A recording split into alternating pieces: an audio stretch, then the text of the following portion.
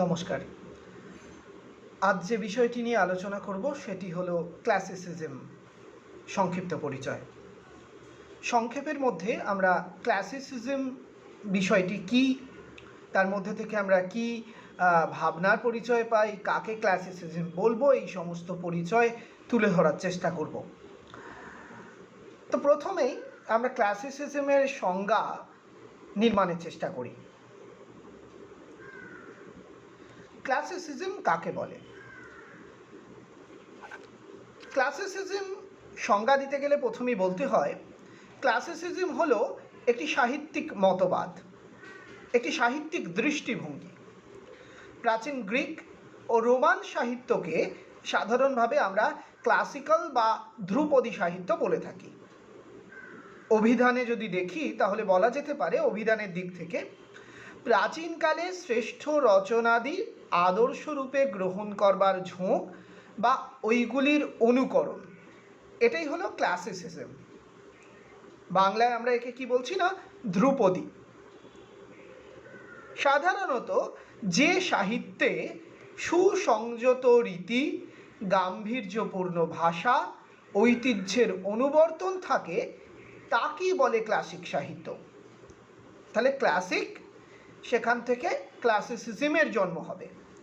আর সাহিত্য সৃষ্টিতে তাহলে কাকে ক্লাসিক সাহিত্য বলে সেটা বললাম। তারপর কি না, সাহিত্য সৃষ্টিতে এই ভাব, ভাষা, রীতি ও আদর্শকে গ্রহণ করার নামই হলো ক্লাসিসিজম। খুব গুরুত্বপূর্ণ। তাহলে কি পেয়েছি না, প্রাচীন গ্রিক ও রোমান সাহিত্যকে মূলত আমরা ক্লাসিক্যাল বা ধ্রুপদী সাহিত্য বলি। ক্লাসিক্যাল বা ধ্রুপদী সাহিত্যের মেজাজ খুব গুরুত্বপূর্ণ একটি জায়গা। সেখানে আমরা দেখব বলিষ্ঠতার ছাপ থাকে স্পষ্ট, ভাষায় থাকে মহিমময় গাম্ভীর্য, লেখককে সচেতন থাকতে হয় প্রকাশ মানে ভাব প্রকাশের সংহতির দিকে। বেশি আবেগ প্রকাশ করে ফেললে ক্লাসিক্যাল সাহিত্যে হবে না। আবার খুব বেশি নিজের বক্তব্য উপস্থাপন করতে গেলেও হবে না। ক্লাসিক্যাল সাহিত্য তার নিজস্ব কিছু ভাবনা নিয়ে আবির্ভূত হয়। নির্মাণে মানে ক্লাসিক্যাল সাহিত্য যখন নির্মাণ করতে হয় তখন তাকে কিছু বিধিনিষেধ খুব স্পষ্টভাবে মেনে চলতে হয়। কারণ এই স্পষ্টভাবে মেনে চলতে না পারলে একটা ক্লাসিক্যাল সাহিত্য নির্মিতই হতে পারবে না। নেক্সট কি, ঐতিহ্যের অনুবর্তন। ঐতিহ্যের অনুবর্তন কি জিনিস না, যে ধরনের সাহিত্য, ওই যে বললাম ক্লাসিসিজম যার প্রাচীন ঘরানা গ্রিক রোমান ঘরানা, সেরকমই ভারতবর্ষেও যদি দেখি আমরা দেখব ভারতবর্ষের যে পৌরাণিক ঘরানা বা ভারতবর্ষের যে প্রাচীন সনাতন ঘরানা, সেই ঘরানার একটা ভাবনা এই ক্লাসিক সাহিত্যের মধ্যে উঠে আসতো। ক্লাসিক সাহিত্য থেকেই কিন্তু ক্লাসিসিজমের জন্ম হয়। যে কোনো ইজমের আগে একটা থিওরি থাকে। ক্লাসিক কাকে বলে সেটাও বোঝা খুব জরুরি। তাহলে আমাদের খুব গুরুত্বপূর্ণভাবে বুঝে নিতে হবে ক্লাসিক্যাল জিনিসটা কি, তা না হলে কিছু হবে না।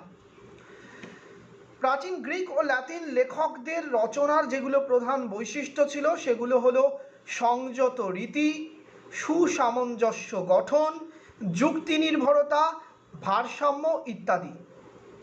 যে সাহিত্যের মধ্যে আমরা এই বিষয়গুলিকে পাব তাকেই বলছি ক্লাসিক্যাল সাহিত্য। অর্থাৎ সংযত রীতি, সুসামঞ্জস্য গঠন, যুক্তি নির্ভরতা এবং ভারসাম্য, যার মধ্যে এগুলো থাকবে তাকেই আমরা বলবো ক্লাসিক সাহিত্য, ক্লাসিক্যাল। এই ক্লাসিক্যাল নির্মাণ করতে গিয়ে আমরা তাহলে ক্লাসিসিজমের কিছু বৈশিষ্ট্য পাচ্ছি। কি কি না, ক্লাসিসিজমের প্রথম বৈশিষ্ট্য হচ্ছে সৌন্দর্য সৃষ্টির দিকে আগ্রহ থাকবে। নেক্সট হচ্ছে মানব জীবনের গভীর ও সর্বোচ্চ প্রকাশ ঘটবে। তারপর প্রত্যক্ষতা ও বাস্তবতাকে বজায় রেখে ঘটনা বিন্যাস করতে হবে।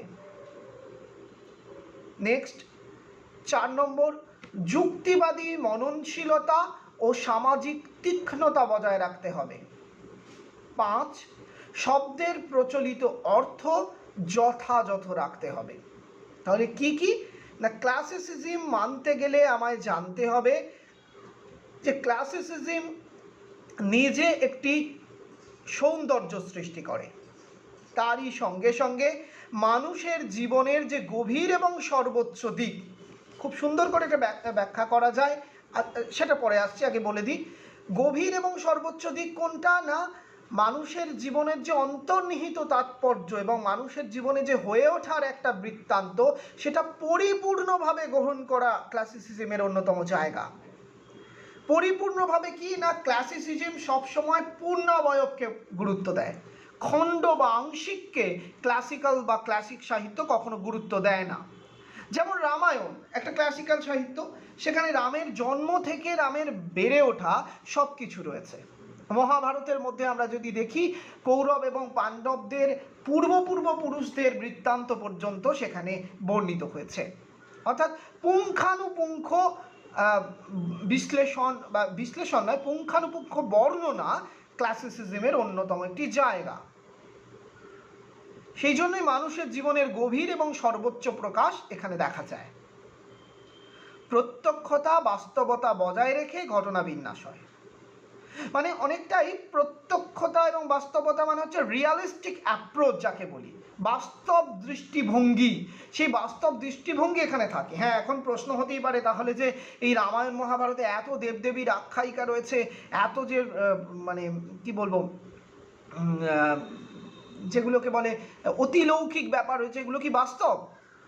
আসলে বাস্তবের কিছু স্তরভেদ রয়েছে, মননের বাস্তব এবং প্রত্যক্ষ বাস্তব।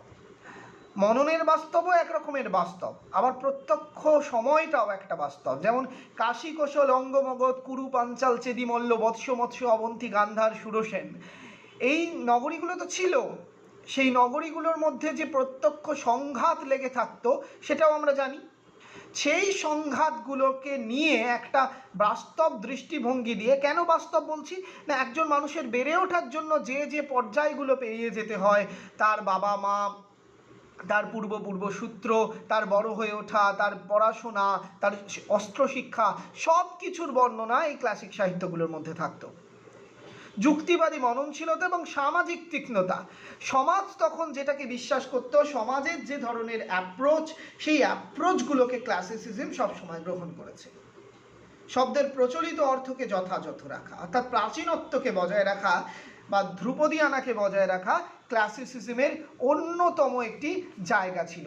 ক্লাসিসিজম এর থেকে কখনোই বেরিয়ে যেতে পারেনি, এটা হলো ক্লাসিসিজমের অন্যতম একটি জায়গা। এবার আমরা আরও কয়েকটি জিনিস লক্ষ্য, এবার আগে যে কথাগুলো বললাম, অর্থাৎ যে বৈশিষ্ট্যগুলোর কথা বললাম, সেই বৈশিষ্ট্যগুলোকে আমরা আলোচনা করব। তার আগে ক্লাসিসিজমের প্রাক ইতিহাস বা অন্যান্য বক্তব্য যে আছে ক্লাসিসিজমের, সেই অন্যান্য বক্তব্যগুলোর নিরিখে আমরা ক্লাসিসিজমকে দেখার চেষ্টা করব।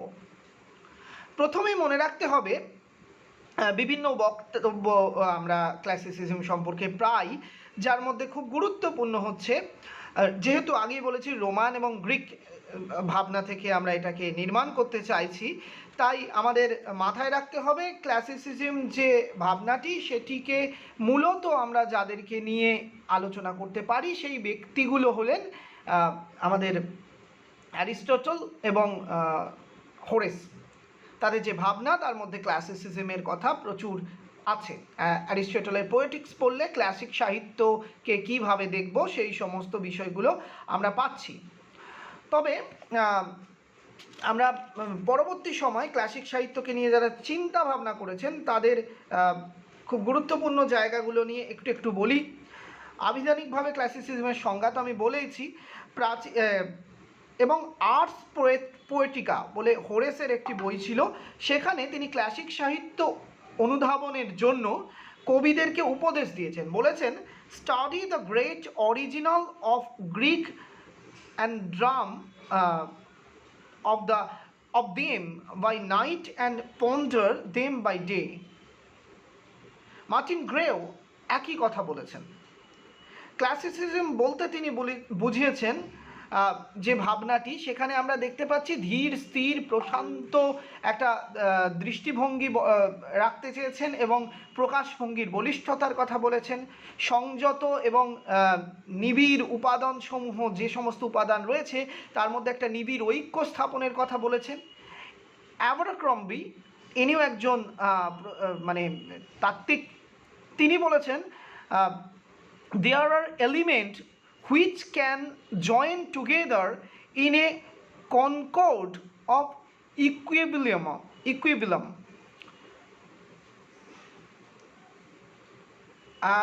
ম্যাথু আর্নল্ড তার মতে মহাকবি হোমার হলেন the grand master of the grand style.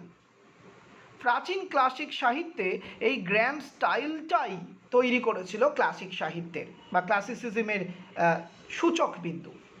Grand style কি, আবার বলছি, Homer the grand master of a grand style, খুব গুরুত্বপূর্ণ, এখান থেকেই সূত্রপাত হচ্ছে। এই গ্র্যান্ড স্টাইল রূপ পায় মহান আত্মার আদর্শ রূপে, মানে নবলিটি অফ এ গ্রেট সোল। আবার বলছি, ভারতবর্ষ দিয়েও ধ্রুপদী সাহিত্যকে ব্যাখ্যা করা যায়, কিন্তু আমরা পড়ছি ক্লাসিসিজম, যার মধ্যে পাশ্চাত্য সাহিত্য তত্ত্ব হিসাবে পড়ছি, তাই পাশ্চাত্য ভাবনাগুলো এখানে বেশি বেশি আসবে। অবশ্যই ভারতবর্ষে যে ধ্রুপদী সাহিত্য আমরা যাকে বলছি, সেই সাহিত্য লেখার সময় সেই সাহিত্যগুলোকে আমরা এই বৈশিষ্ট্যগুলো দিয়েই বিচার করতে পারি, কিন্তু যেহেতু এটা পাশ্চাত্য তত্ত্ব, তাই ক্লাসিসিজম এই কথাটাই বলবো, ধ্রুপদী শব্দটা ব্যবহার করব না। Next,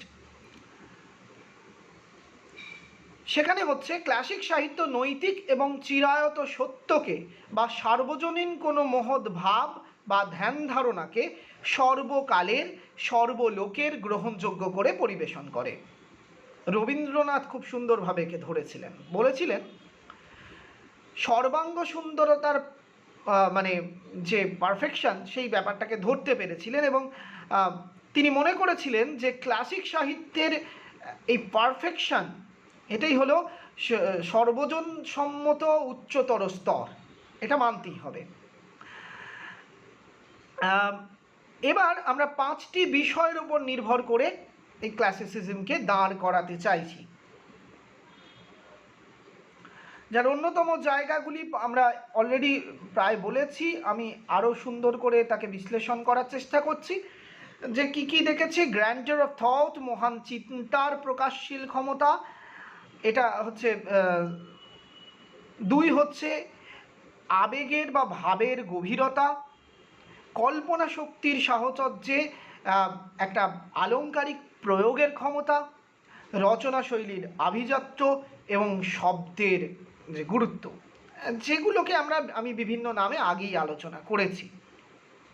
T.S.. এলিয়ট তার individual talent, tradition and the individual talent, সেই গ্রন্থের মধ্যে বলেছিলেন, what I mean by tradition involves all those habitual action, habits and customs from the most significant religious rites to our conventional way of greeting a stranger, which represent the blood mixture of the same people living in the same place. T S. Eliot এই প্রবন্ধে Homer থেকে শুরু করে যে ঐতিহ্য পরবর্তী সময় বা তার মানে তার সমকালীন সময় পর্যন্ত প্রবাহিত ছিল, তাকে মহান মানবতার দ্বারা সৃষ্ট ঐতিহ্যের অনুবর্তন রূপে স্বীকৃতি দিয়েছিলেন এবং বলেছিলেন যে কবিতা সেই কারণেই ব্যক্তিক না হয়ে নৈব্যক্তিক হওয়া উচিত। অবশ্য এই মত ক্লাসিক সমালোচক এলিয়টের। এলিয়ট ক্লাসিক ভাবনার সমালোচক ছিলেন। সমালোচক মানে সমালোচনা করা না, সমালোচক মানে যেটা সম আলোচনা করেন তিনি সমালোচক, মানে নিন্দে করা নয়। Tradition and the individual talent প্রবন্ধটি পড়লে ক্লাসিসিজমের সংজ্ঞা এবং তাৎপর্যটাকে খুব সুন্দরভাবে আমরা বুঝতে পারি। এ প্রসঙ্গে আরও কিছু কথা বলা দরকার, যেহেতু আমরা ক্লাসিসিজমের প্রাক ইতিহাস পড়তে বসেছি। প্রাচীন মহাকাব্য, যেমন কিছু মহাকাব্যের নাম বলছি যেটা পরে আমাদের কাজে লাগবে, আমরা এই বিষয়ে আরও আলোচনা পরবর্তী সময় করব। যেমন ব্যাবিলনের গিলগ্রিমিস সাগা, এটা হচ্ছে ব্যাবিলনের এপিক মহাকাব্য। হোমারের ইলিয়াড, ওডিসি,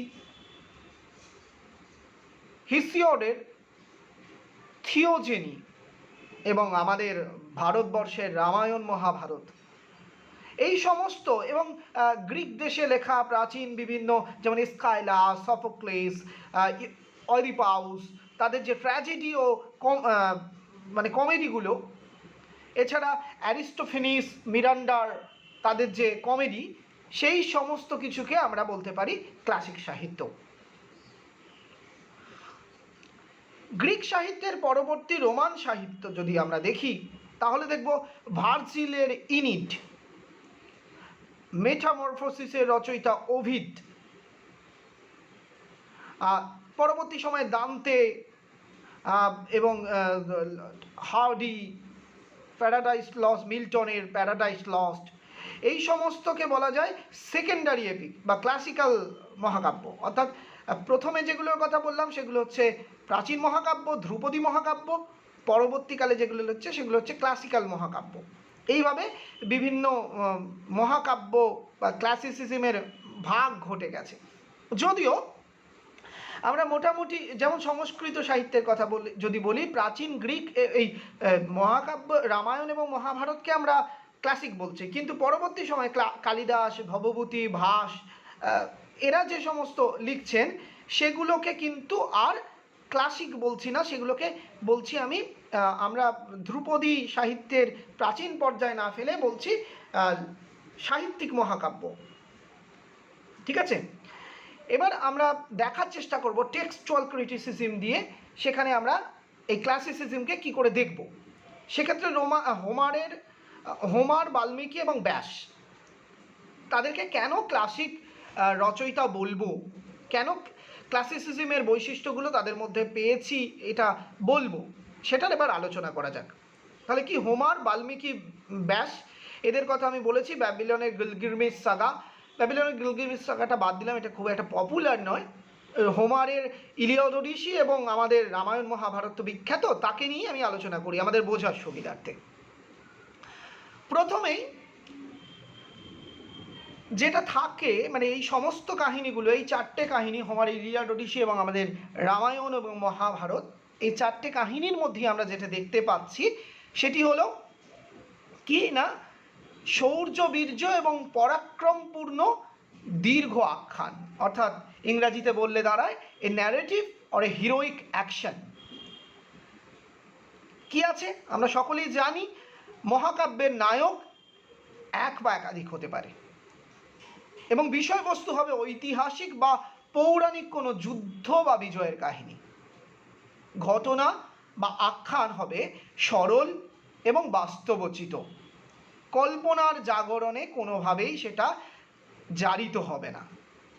বিষয় হবে গুরুগম্ভীর কিন্তু প্রত্যক্ষ, এমনকি স্বর্গ ও দেবতাদের যে ক্রিয়াকলাপ বর্ণনা, তার মধ্যেও এই প্রত্যক্ষতা রাখতে হয়।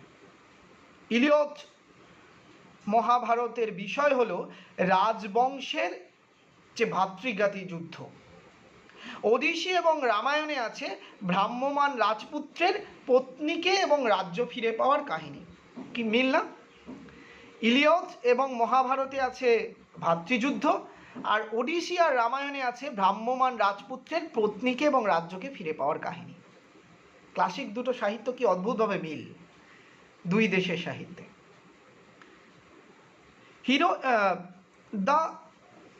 হিরোইক অ্যাকশনের ক্ষেত্রেও উভয় দেশের মহাকাব্যের মধ্যে মিল রয়েছে। মহাভারতের ভীম বা রামায়ণের হনুমান, হোমারের হারকিউলিস বা অ্যাজেক্স তার সঙ্গে মিলে যায়। রাম এবং সীতার কাহিনী মেনিউলাস ও হেলেনের সঙ্গে মিশে যায়। দুটো ক্ষেত্রেই যুদ্ধ হয়েছে মাটির ওপরে, কিন্তু স্বর্গের দেবতারা প্রত্যক্ষভাবে যুদ্ধের সঙ্গে যুক্ত হয়ে গেছে।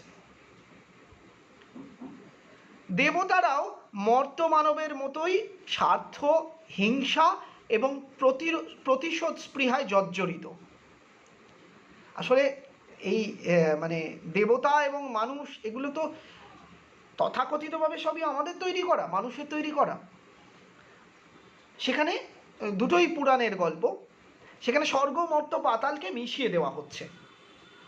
নেক্সট, নাম্বার 2, আমরা দেখছি চিন্তা এবং মহত্বের উচ্চ ভাব এবং বিশালতা প্রকাশিত হচ্ছে। কিভাবে? হোমারের ইলিয়াদ এবং ওডিসিতে যেমন মহান আদর্শকে তুলে ধরা হয়েছে, তেমনি রামায়ণ মহাভারতেও আছে উচ্চ আদর্শ, যাকে নিয়ে আজও আমরা, যদিও মনে রাখতে হবে এই দুটোই এইগুলো মানে ইলিয়াদ ওডিসি হোক বা আমাদের ভারতবর্ষের রামায়ণ মহাভারত, এগুলো কিন্তু সাহিত্য, এগুলো কিন্তু সাহিত্য। এগুলোকে ধর্ম বললে বা এগুলোকেই আমাদের জীবন বললে ভুল হবে, এগুলো লিটারেচার। আমি কিন্তু সাহিত্য পড়তে বসেছি, তাই আমি সাহিত্যিক দৃষ্টিভঙ্গি থেকে ব্যাখ্যা করছি। কে কী ভাববে সেটা তার ব্যক্তিগত রুচি, আমরা পড়ছি লিটারেচার, তাই লিটারেচার দিয়ে দেখব। কিন্তু এই যে বলা হয় রাম রাজ্য, রামের মতন মানুষ, কেন বলা হয়?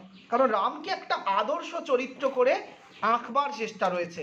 রামকে এমনভাবে নির্মাণ করা হয়েছে যে রাম হয়ে উঠেছে একজন দেবতার মতন চরিত্র। দেবতা আমরা কেউ দেখিনি, দেবতা কেমন হয় আমরা কেউ জানি না, কিন্তু রামের চরিত্রের যে গুণগুলো রয়েছে, যে গুণগুলো দিয়ে তিনি একজন সত্যিকারের দেবোপম মানুষ হয়ে উঠেছে। বাল্মীকি তার গ্রন্থে রামকে দেবতা হিসেবে দেখাতে চাননি, তিনি দেখাতে চেয়েছেন কি নরোত্তম, নরের মধ্যে যিনি মানে পুরুষোত্তম, পুরুষের মধ্যে উত্তম যিনি, সেই পুরুষোত্তম করে দেখাতে চেয়েছেন। আমরা পরে তাকে দেবতা বানাতে চেয়েছি। নেক্সট, আর কি দেখছি না, যদি দেখি যে এই আদর্শকে অবহেলা করার জন্য, অর্থাৎ রাম বা পাণ্ডবরা যে আদর্শ তৈরি করতে চেয়েছিলেন তাকে অবহেলা করতে চেয়েছে। রামটা খুব ভালোভাবে উদাহরণ দিতে পারি, রাম এবং রাবণ তার অ্যান্টি, তাহলে পাপ এবং পুণ্যের যুদ্ধ, এই পুণ্য এবং পাপের যুদ্ধ। কৌরব এবং পাণ্ডবদেরও দেখি, পাপ কৌরব, পুণ্য পাণ্ডব। একইভাবে ইলিয়াদে রয়েছে ট্রোজান ওয়ার, সেখানেও এই যুদ্ধ রয়েছে। এখানে যেমন রাম রাবণের যুদ্ধ এবং মানে কি বলবো পাণ্ডব কৌরবের মহাভারতের যুদ্ধ হয়েছে, সেরকমই ওখানে রয়েছে ট্রোজান ওয়ার। ম্যানিউলাসের স্ত্রী হেলেনকে অপহরণ করার জন্য, আমি ইলিয়ডের কাহিনী বলছি, হোমারের কাহিনী, ম্যানিউলাসের স্ত্রী হেলেনকে অপহরণ করার জন্য ট্রয়ের যুদ্ধ হয়েছে। কিন্তু এর মধ্যে যে আদর্শের নীতিকে লঙ্ঘন করা হয়েছে তা হলো আতিথ্যের ধর্ম। ওডিসিতেও এক রকমের যুদ্ধের কথা আছে। রামায়ণ এবং মহাভারতের যে পারিবারিক তথা সামাজিক আদর্শবোধ তুলে ধরা হয়েছে, রাবণ ও কৌরবরা সেই আদর্শ ধারাকে মানতে চাননি। মহাকবি হোমার তার যে চরিত্র, তাদের মধ্যে যে ক্রোধ, তারপর নারী অপহরণ কিংবা হত্যার প্রতিশোধ নিতে হেক্টরকে যে ভূমিকায় অবতীর্ণ করেছেন, তেমনই মানে অপকৃষ্ট, মানে সেখানে যেভাবে বর্ণনা রয়েছে সেই রকম সেম টু সেম বর্ণনা রয়েছে মহাভারতে। শকুনি, জরাসন্ধ, ভীম, অশ্বত্থামার পরিচয়ের মতন ক্যারেক্টার সেইখানেও আমরা দেখতে পাই ওডিসির মধ্যে। পাণ্ডব বনবাস এবং রামচন্দ্রের বনবাসের মধ্যে দুঃখ, কষ্ট, ত্যাগ, তিতিক্ষা, হতাশা, বঞ্চনা সব কিছু রয়েছে যা লেখক বর্ণনা করেছেন। এরকম বর্ণনা ওডিসির মধ্যেও পাচ্ছি, এগুলো সবই ক্লাসিসিজমের বর্ণনা। নেক্সট হচ্ছে ভাষা, অলঙ্কার। The nobility of diction which appropriate use for figures, মানে অলঙ্কার সহযোগে একটা রচনা শৈলীর আভিজাত্য প্রকাশ করতে হবে। সেক্ষেত্রে কী অবলম্বন? গুরুগম্ভীর ভাষা, ছন্দ ও অলঙ্কার তৈরি করতে হবে। এই সমস্ত কিছু মানে বর্ণনা যখন করবেন লেখক, তখন সৌন্দর্য, ঔদার্য, গাম্ভীর্য, একটা সুপরিকল্পিত বিন্যাস সেখানে থাকতে হবে। ঘটনা বিন্যাসে, সংযমে, ভাবের ভারসাম্যে এই কাব্যগুলো মহিমান্বিত হয়ে উঠবে। ব্যক্তিগত অনুভূতির কোনো জায়গা নেই। যুক্তি, বুদ্ধি, অভিজ্ঞতা এবং তার পরিমার্জিত বিশ্লেষণ এই সাহিত্যগুলোর মধ্যে ক্লাসিক সাহিত্যের অভিনবত্ব। আমরা মধুসূদন যখন তার ক্লাসিক সাহিত্য হিসাবে মানে ক্লাসিসিজম এই ধারণা, মানে এই থিওরি দিয়ে আমরা যাকে বিশ্লেষণ করব, সেটা হচ্ছে মেঘনাদ বধ কাব্যকে বাংলায় সৃষ্টি করা অন্যতম একটি ক্লাসিক সাহিত্য। ক্লাসিক কিন্তু কোনো যুগের ফসল নয়, যুগ থেকে নতুন যুগে প্রবাহিত হয়। সেখানে আমরা কি দেখব যে মধুসূদন মেঘনাদ বধ এতে বলছেন, রুশিলা দানব বালা প্রমিলা রূপসী কি কহিলি বাসন্তী, পর্বত গৃহ ছাড়ি বাহিরায় যাবে নদী সিন্ধুর উদ্দেশ্যে, কার হেন সাধ্য যে সে রোধে তার গতি, দানব নন্দিনী আমি রক্ষকুলবধূ, রাবণ শ্বশুর মম মেঘনাদ স্বামী, আমি কি ডরাই সখী ভিখারি রাঘবে। এই যে ভাষার গাম্ভীর্য, এটা খুব গুরুত্বপূর্ণ একটি জায়গা। তাহলে আর কি আছে, সেখানে আমরা দেখতে পাচ্ছি আরেকটি শব্দ ছিল, সেটা কি না শব্দের ব্যবহার, সেখানেও আমরা এই জায়গাটিকে দেখলাম। এছাড়া ঐতিহ্যের অনুবর্তন, এটা খুব গুরুত্বপূর্ণ একটি ভাবনা ক্লাসিসিজমের জায়গায়। সেটি কি না প্রত্যেক দেশের পূর্বপুরুষদের দ্বারা অনুসৃত রীতিনীতিগুলোকে আমরা মনে করি যে এগুলো হচ্ছে ভালো নিয়ম।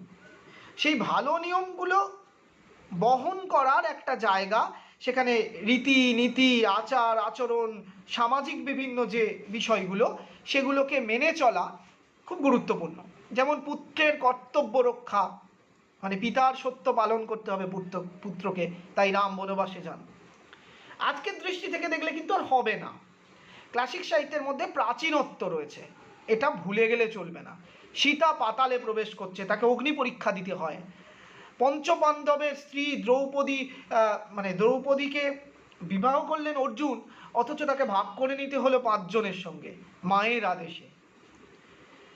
ধৃতরাষ্ট্রের অন্ধ পুত্র স্নেহ, পুত্র বিচ্ছেদে দশরথের বিলাপ, তার মানে সত্য রক্ষার্থে পুত্রকে বনবাসে পাঠানো, এই সমস্ত নিয়মগুলো হচ্ছে ঐতিহ্য, তাকে মানতেই হবে।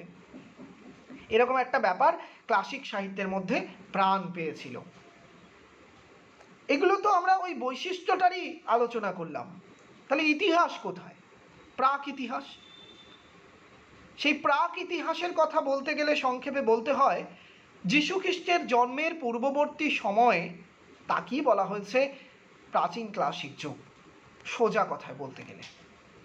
এই যুগের সবচেয়ে প্রাচীন নিদর্শন কি বললাম না, ব্যাবিলনের গিলগিমিস সাগা, প্রাচীন গ্রীসের হোমার রচিত ইলিয়াদ ওডিসি, এবং প্রাচীন ভারতের রামায়ণ আর মহাভারত।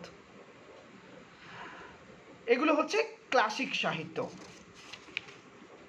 এবার পরবর্তীকালে প্রাচীন গ্রীস সাম্রাজ্য যখন আস্তে আস্তে পতনের দিকে এগিয়ে গেল, তখন রোমান সাম্রাজ্য বিস্তার লাভ করতে শুরু করলো। তখন রোমান সাম্রাজ্যে ভার্জিল এবং ওভিড তাদের কাব্য রচনা করলেন, এবং ভার্জিল এবং ওভিড যে কাব্য রচনা করলেন, সেখানেই কিন্তু কাব্য রচনা শেষ হয়ে গেল না ক্লাসিক সাহিত্য। অগাস্টাসকে কেন্দ্র করে প্রাচীন রোমের স্বর্ণযুগে ক্লাসিক সাহিত্য সৃষ্টি হয়েছিল। ঠিক তেমনিভাবে ইতালিতে একটা ক্লাসিক যুগে তৈরি হলো দান্তের ডিভাইনা কমেডিয়াকে বা ডিভাইন কমেডি যাকে আমরা বলি, তাকে কেন্দ্র করে। এরপর ফরাসি সাহিত্যে ক্লাসিক যুগ শুরু হয়েছিল চতুর্দশ লুইয়ের সময়কালে। সেখানেও আমরা দেখছি ফরাসি ক্লাসিক্যাল যুগ তৈরি হয়েছে। সপ্তদশ শতাব্দীর ফ্রান্সে অ্যারিস্টটলের the idea of poetry as imitation, কবি হোরেসের আর্স পোয়েটিকা এবং লঞ্জাইনাসের অন দ্য সাবলিম, সেগুলো সম্পূর্ণ নতুনভাবে লেখকদের আকর্ষণ করলো। লেখকেরা আকর্ষিত হচ্ছে এই ভাবনার দ্বারা। এবং প্রাচীন গ্রিক ও রোমান ধ্রুপদী সাহিত্যের কয়েকটি লক্ষণকে তারা বিশেষভাবে অনুকরণযোগ্য মনে করলেন। তারা মনে করলেন এই রোমান এবং গ্রিক সাহিত্যগুলো বেশ ইন্টারেস্টিং, তো ইতিমধ্যে সাহিত্য কিন্তু অন্য খাতে বইছিল। সপ্তদশ শতাব্দীতে একটা নতুন ভাবনার জন্ম হতে শুরু করলো।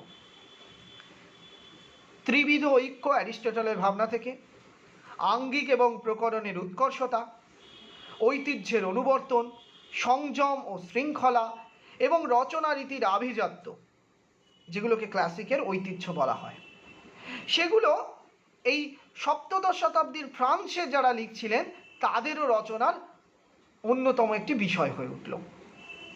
এবার যখনই এটা এলো তখনই নতুন একটা ধারণার জন্ম হতে শুরু করলো। এবার সেই ধারণার কথা বলবো।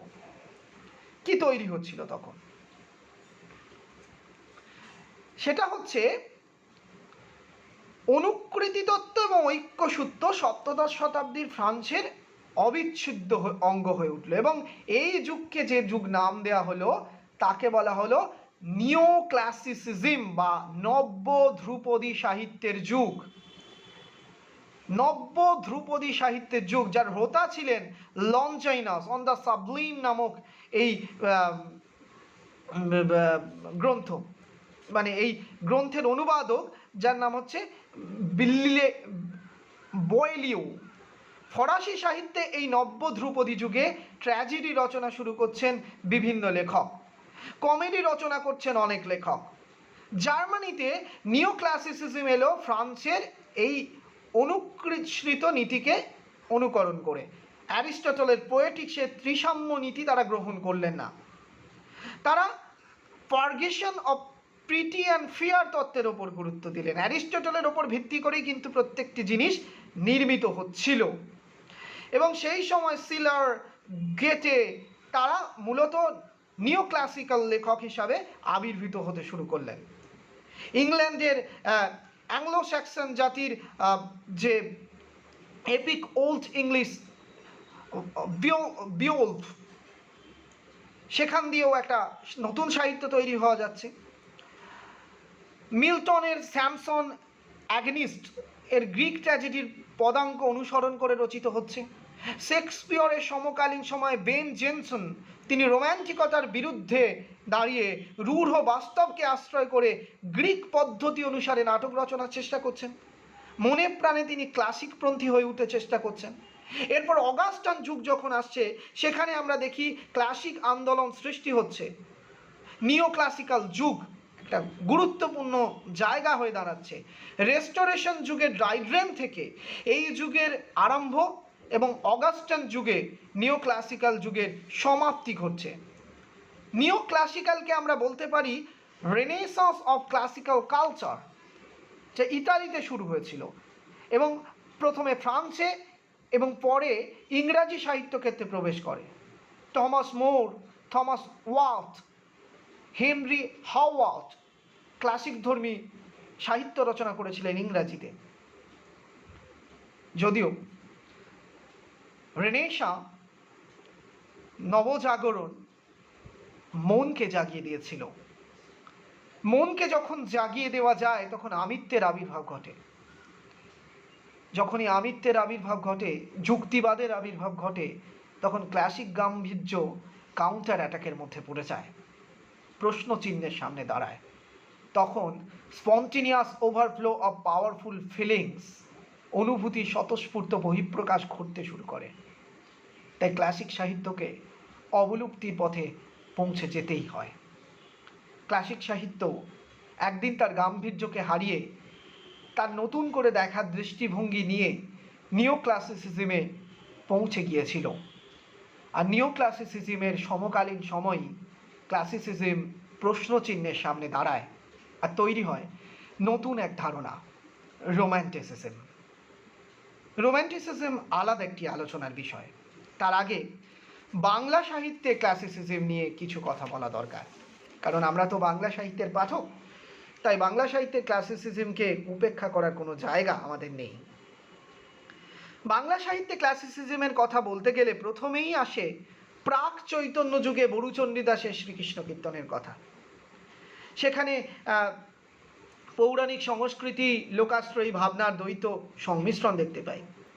পরবর্তীকালে চণ্ডীদাস, বিদ্যাপতি ইত্যাদি যে সমস্ত কাব্য রচনা করেছেন, বা মধ্যযুগ জুড়ে যে কাব্য রচনা শুরু হয়েছে, রামায়ণ মহাভারতের অনুবাদ হয়েছে, এবং সেই সমস্ত কাব্যগুলোর মধ্যে কোথাও কোথাও ক্লাসিক ভাবনার পরিচয় আমরা পেয়েছি। বিশেষ করে অনুবাদ সাহিত্যের কথা ক্লাসিক্যাল সাহিত্য বলতে গিয়ে বলতেই পারা যায়। সেগুলোর মধ্যে বাঙালিকে অমৃত লোকের পথ দেখানোর একটা চেষ্টা রয়েছে, কিন্তু এগুলো সবই মধ্যযুগের ক্লাসিক্যাল সাহিত্য। আধুনিক ক্লাসিক্যাল সাহিত্যের কথা যদি বলতে হয়, মধ্যযুগে মনসা মঙ্গল কাব্য বা মঙ্গল কাব্য যেগুলো ছিল, তার মধ্যেও এই ক্লাসিক্যাল গাম্ভীর্য অনেক ক্ষেত্রে দেখতে পাই, যার মধ্যে পৌরাণিক ভাবনার প্রকাশ ঘটেছিল। আর আধুনিক সাহিত্যে একমাত্র সার্থক ক্লাসিক সাহিত্য মাইকেল মধুসূদন দত্তের মেঘনাদ বধ।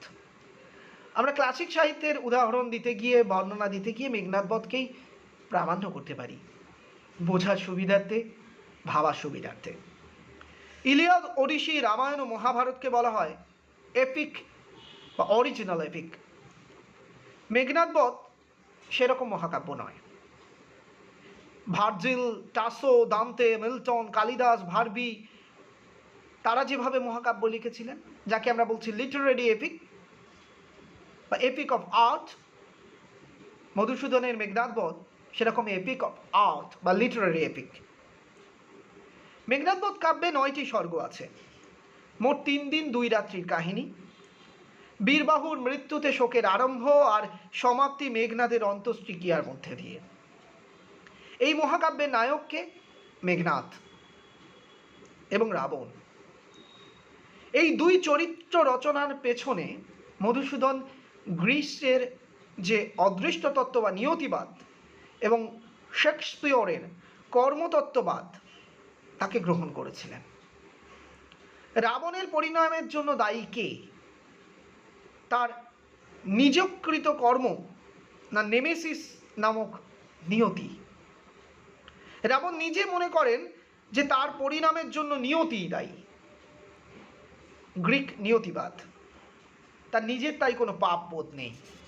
এটা নিঃসন্দেহে একটা ক্লাসিক ভাবনা, কিন্তু মহাকাব্যের পরিণাম অশ্রুজল, ট্র্যাজিক রস করুণ রসে পরিণত হচ্ছে। আসলে রাবণ চরিত্র যখন নির্মাণ করছেন মধুসূদন, তখন মিল্টনের শরণাপন্ন হয়েছেন তিনি। তাহলে কত ক্লাসিক কবির ভাবনা তার মধ্যে রয়েছে। মিল্টনের প্যারাডাইস লস্টের শয়তান যেভাবে ট্র্যাজিক পরিণতি ঘটেছে, রাবণের মধ্যেও সেই চরিত্র আঁকতে চেয়েছেন। সঙ্গে অবশ্যই যুক্ত হয়েছে 19বিংশ শতাব্দীর মানস প্রেরণা, যে প্রেরণায় ঘরকুনো সদা সন্তুষ্ট বাঙালি জাহান নামে আগুনে বসিয়া হাসি পুষ্পের হাসি হাসতে পেরেছিল। মেঘনাদ চরিত্র পরিকল্পনাতে সেই বোধটাই কাজ করে যাচ্ছে। ভারতীয় পুরাণ, গ্রিক রোমান আদর্শের নিক্তিতে ওজন করে বসাচ্ছেন মধুসূদন। হোমার, ভার্জিল, টাসো, দান্তের কাছ থেকে যে ঋণ স্বীকার করেছেন, কাব্যারম সেটা কবিতার পড়তে গেলেই বোঝা যায়। প্রথম স্বর্গ থেকে শেষ পর্যন্ত 2-1টি স্বর্গ ছাড়া সব ক্ষেত্রেই পাশ্চাত্য, গ্রিক এবং রোমান প্রাধান্য তার কাব্যে কুঁদে কুঁদে ভরা। মিল্টনের প্রভাব রয়েছে সেখানে সবচেয়ে বেশি। প্রেতলোকে যখন বর্ণনা দিচ্ছেন, তখন ভার্জিলের ইনিটকে স্মরণ করতে ইচ্ছে করে। মেঘনাদ বধ কাব্যের শেষ স্বর্গের সঙ্গে তুলনা করা যায় ইলিয়াডের 24 নম্বর স্বর্গটাকে। লিরিক বাঙালির স্বাভাবিক কাব্যপ্রবণতা, মানে বাঙালির কাব্যপ্রবণতা স্বভাবতই লিরিক্যাল, গীতিময়। কিন্তু সেই গীতিময়তার মধ্যে দাঁড়িয়েও মধুসূদন চেয়েছিলেন ক্লাসিকের বাতাবরণে বীর রসের গান শোনাতে। মহাকাব্যের বিশাল সাগর নির্মাণ করতে চেয়েছিলেন তিনি সংক্ষেপিত পরিসরে, কিন্তু সেটাও বীর রসে পৌঁছয়নি, অশ্রু রসে পৌঁছে গেছে, করুণ রসে। কারণ রাবণের জীবন কথা যে মধুসূদনের ব্যক্তি জীবনের মতোই করুণ রসে পূর্ণ। মেঘনাদ বধ ক্লাসিক সাহিত্য, তার ভেতরেও কুঁদে কুঁদে ভরা ছিল লিরিক্যাল ভাবনা। মধুসূদনের মেঘনাদ বধ বাংলা কাব্যে ক্লাসিক গাম্ভীর্য তৈরি করে বার্তা দিয়ে দিয়েছিল বাংলা কাব্য পৌঁছে যাবে রোম্যান্টিসিজমের জায়গায়, দুয়ারে। সেই ভাবনাটির পরিচয় কিভাবে আছে আমরা সেটাকে দেখব পরবর্তী আলোচনায়।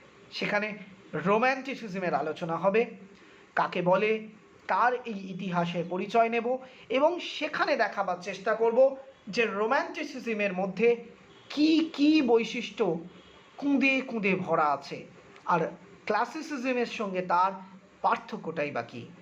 আজকের আলোচনা এটুকুই। ধন্যবাদ।